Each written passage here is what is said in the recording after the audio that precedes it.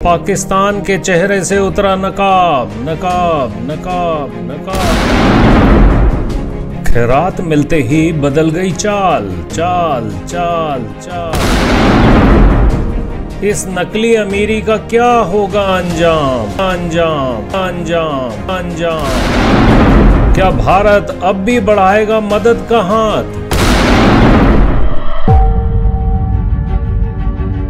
दोस्तों, first frame news में आपका स्वागत है। हम आपको देते हैं भारत से संबंधित विश्व की खास खबरें और करते हैं खबरों की विवेचनाएं।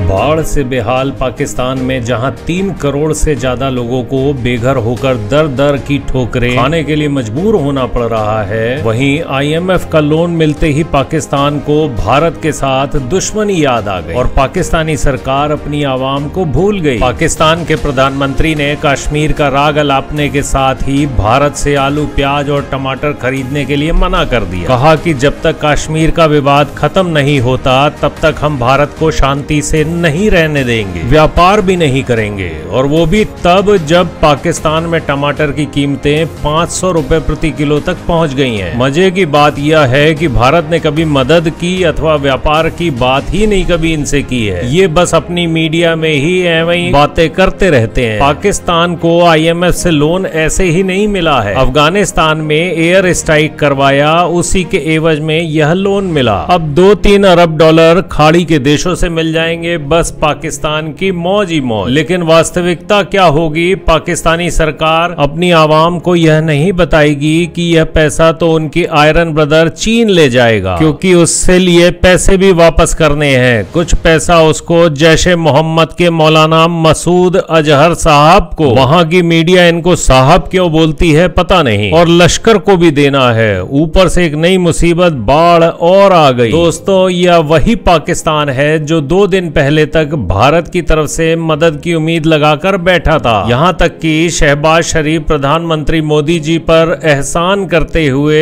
उनसे बात करने के लिए भी तैयार थे। भारत को धोखेबाज और काफिर कहने वाला पाकिस्तान रिश्ते सुधारने की बातें करता नजर आ रहा था, लेकिन जैसे ही उसे IMF की तरफ से $1 बिलियन की मदद मिली, गीदड़ में शेर जैसी ताकत आ गई। वो खुद को जंगल का राजा समझ बैठा। पाकिस्तान यह भूल रहा है कि इस वक्त उसके हालात जैसे हैं ऐसे में $1 बिलियन ऊंट के मुंह में जीरे से ज्यादा कुछ नहीं। उसके अलावा सभी जानते हैं कि भारत की मदद के बिना पाकिस्तान इस सिचुएशन को हैंडल नहीं कर सकता। विशेषज्ञों ने प्रत्यक्ष व्यापार में वृद्धि के लिए पाकिस्तान में शासन में बदलाव बढ़ती आर्थिक चुनौतियों के लिए जिम्मेदार ठहराया। जो वैश्विक स्तर पर कमोडिटी के कीमतों में बढ़ोतरी से बढ़ी है, उसमें उसे सस्ती आपूर्ति के लिए भारत की ओर देखने के लिए मजबूर किया है। पिछले सोमवार को पाकिस्तान के वित्त मंत्री मिफ्ता इस्माइल ने कहा था कि उनकी सरकार विनाशकारी बाढ़ के कारण भोजन की कमी को दूर करने के लिए भारत से सब्जियां और अन्य खाद्य पदार्थ आयात करने पर विचार कर सकती है। पाकिस्तान अपनी आवाम को लगातार झूठ बोलता रहा कि हमने भारत से आयात बंद कर दिया है, जबकि पर्दे के पीछे चीनी, कार्बनिक यौगिकों और दवाइयों का वह भारत से लगातार आयात करता रहा है। इस्लामाबाद को दिल्ली का निर्यात 1 साल पहले के वित्त वर्ष की पहली तिमाही में 72% बढ़कर $205 मिलियन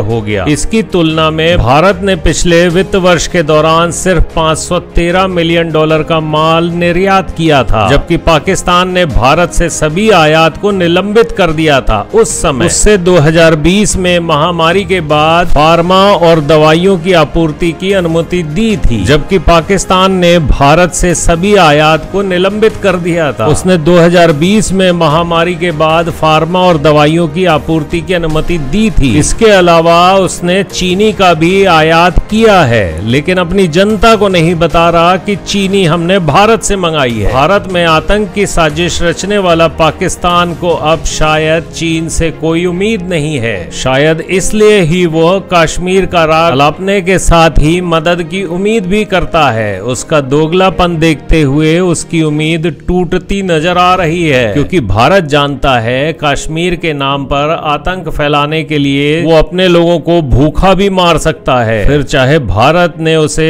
कितने ही मौके क्यों न दिए हों।